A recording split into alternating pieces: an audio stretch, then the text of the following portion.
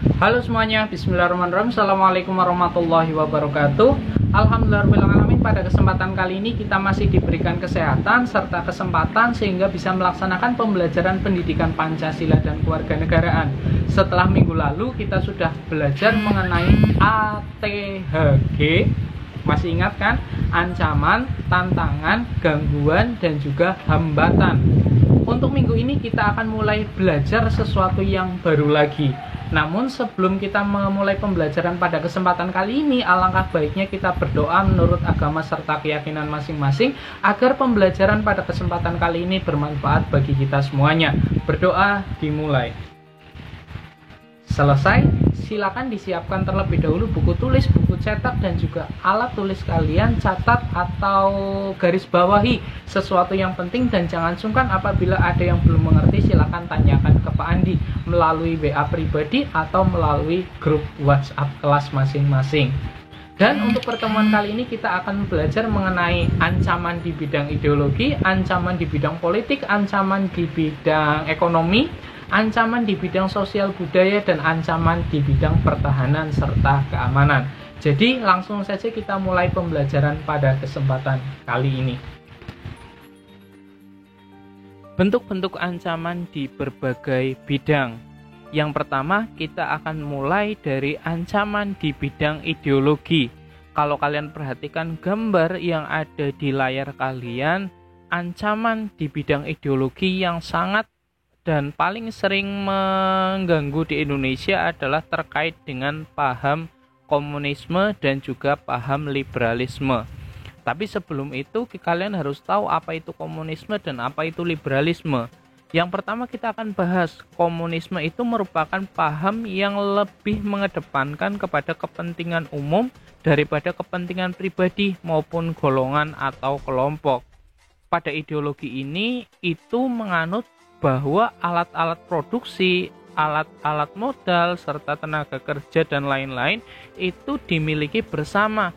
Karena di dalam paham ini tidak mengenal adanya kelas atau kasta sosial dalam masyarakat.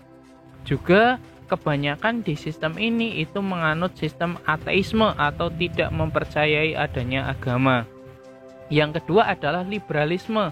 Apa itu liberalisme? Liberalisme merupakan paham yang menganut adanya kebebasan individu, baik dalam hal ekonomi, sosial, agama, serta yang lain-lain. Jadi liberalisme sangat menjunjung tinggi sekali kepentingan individu daripada kepentingan kelompok atau golongan.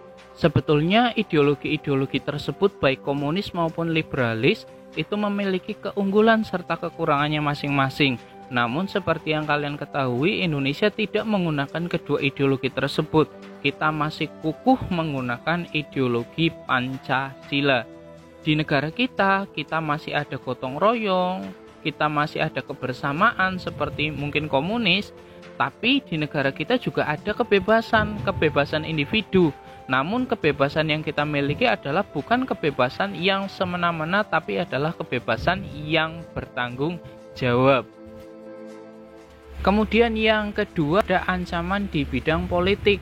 Untuk ancaman di bidang politik itu dapat dibagi menjadi dua, yang berasal dari luar negeri dan berasal dari dalam negeri. Kita bahas satu-satu dulu. Yang pertama adalah ancaman di bidang politik yang berasal dari luar negeri. Contohnya yang pertama adalah intimidasi. Kalau kalian tahu, intimidasi itu sama seperti penekanan.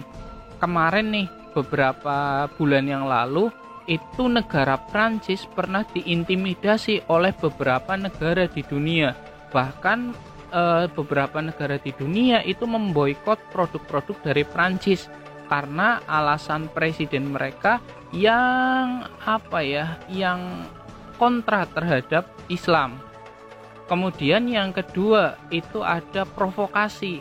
Ini provokasi juga sangat berbahaya sekali dan itu datang dari luar negeri. Indonesia pernah terprovokasi waktu zaman penjajahan dulu. Seperti yang kalian sudah pelajari di pembelajaran sejarah, Indonesia itu terpecah belah karena adanya adu domba yang dilaksanakan oleh Belanda.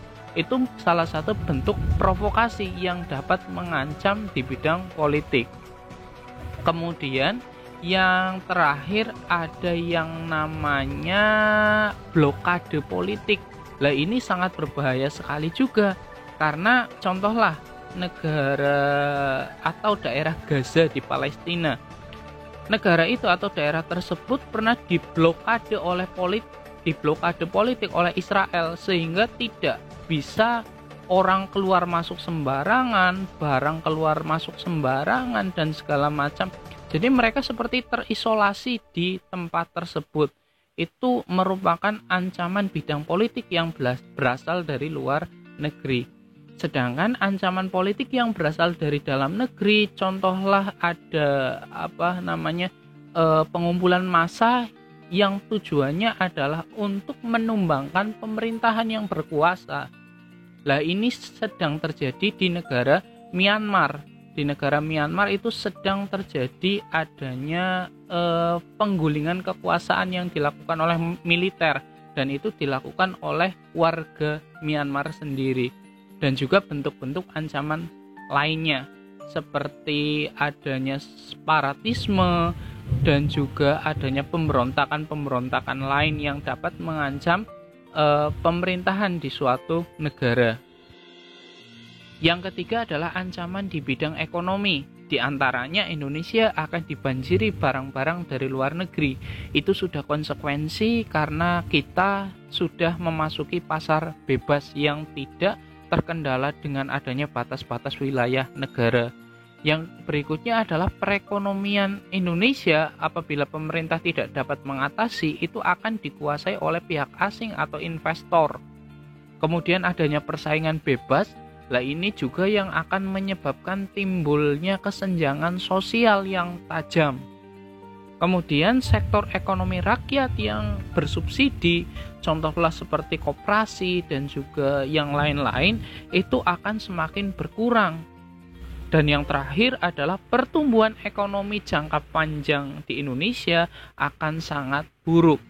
Lah apabila kelima hal ini tidak dapat ditangani oleh pemerintah dan juga oleh kita, tidak memberikan sumbangsih kita terhadap perekonomian, maka akan dijamin pertumbuhan ekonomi jangka panjang Indonesia akan semakin buruk, apalagi di tengah pandemi Covid seperti ini.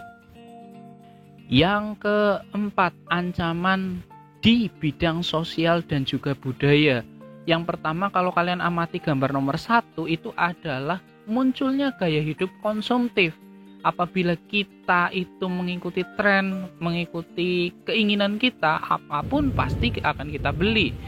Kemudian yang kedua, adanya sifat hedonisme. Apa itu sifat hedonisme? Hedonisme itu merupakan kenikmatan pribadi dianggap sebagai suatu nilai hidup yang tertinggi. Kemudian kalau kalian perhatikan gambar yang ketiga, itu adalah sikap individualisme. Apa itu individualisme? Yaitu sikap yang selalu mementingkan diri sendiri serta memandang orang lain itu tidak ada atau bahkan tidak bermakna. Kalau kalian perhatikan juga gambar keempat, itu adalah gejala westernisasi. Itu merupakan gaya hidup yang selalu berorientasi kepada budaya barat tanpa diseleksi terlebih dahulu. Banyaklah kalian sudah tahu semuanya. Kemudian yang kelima, itu semakin memudarnya semangat gotong royong, solidaritas, dan kepedulian yang ada di masyarakat. Dan yang terakhir, yang paling yang sangat memprihatinkan, semakin lunturnya nilai-nilai keagamaan dalam kehidupan bermasyarakat. Yang terakhir adalah ancaman di bidang pertahanan serta keamanan. Wujud ancaman di bidang pertahanan dan keamanan pada umumnya itu berupa ancaman militer seperti agresi atau invasi, pelanggaran wilayah, ada juga pemberontakan bersenjata, sabotase, spionase, aksi teror, dan juga ancaman-ancaman lainnya. Kalau kalian perhatikan gambar atau video yang kalian simak, itu merupakan suatu agresi yang pernah dilakukan oleh Belanda ke Indonesia. Tepatnya Belanda pernah melaksanakan agresi ke Indonesia 2 kali, tanggal 21 Juli tahun 1947 dan juga 19 Desember tahun 1948. Ancaman militer atau ancaman yang berkaitan dengan pertahanan dan keamanan juga dapat terjadi dalam pemberontakan bersenjata. Pemberontakan tersebut pada dasarnya merupakan ancaman yang timbul dan dilakukan oleh pihak tertentu di dalam negeri. Pemberontakan bersenjata tidak jarang disokong juga oleh kekuatan asing, baik secara terbuka maupun kekuatan tertutup. Dan beberapa pemberontakan yang pernah terjadi di wilayah Indonesia itu contohnya seperti kalian lihat dan itu sudah terkenal sekali, yaitu ada gerakan 30 SPKI. Selain G30 SPKI juga ada lagi gerakan seperti DITII, pernah dengar kan? PRRI, Permesta, kemudian ada pemberontakan PKI di Madiun, dan juga pemberontakan lain yang tujuannya adalah merubah Negara Kesatuan Republik Indonesia dan mengganti Undang-Undang Dasar Negara Kesatuan Republik Indonesia.